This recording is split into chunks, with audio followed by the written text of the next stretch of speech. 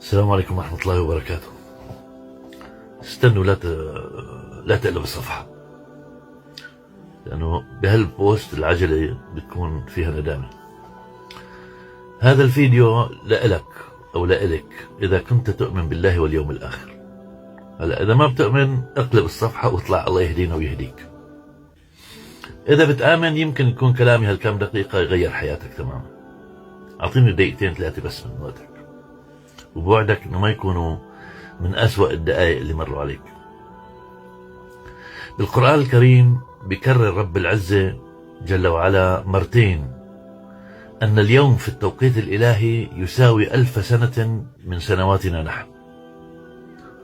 بعد أعوذ بالله من الشيطان الرجيم: ويستعجلونك بالعذاب ولن يخلف الله وعده وإن يوما عند ربك ك1000 سنة مما تعدون. يعني 1000 سنة عندنا هو يوم عند رب العالمين.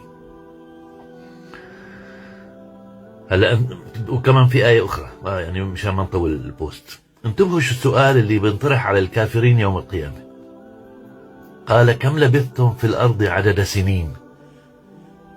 يسألوا قديش بقيتوا، كم سنة بقيتوا؟ عم احكي لهم بمنطقهم بالسلامات. فبيكون جوابهم شو؟ بيقول: قالوا لبثنا يوما أو بعض يوم.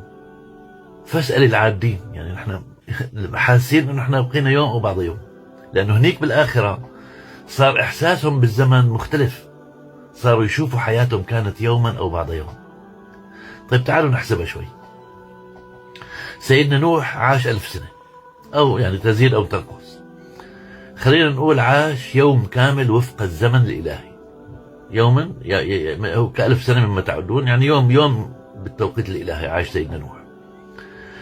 نحن حاليا المعمر فينا هالايام بيعيش 80 سنة مثلا، وهذا يعني تقريبا 1/12 من الحياة اللي عاشها سيدنا آدم عليه السلام.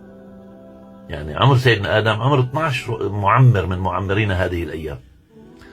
شو معنى هالكلام؟ معنى أن 24 ساعة بالتوقيت الإلهي اللي هي يوم بالتوقيت الإلهي تقسيم 12 تساوي ساعتين، تزيد أو تنقص قليلا.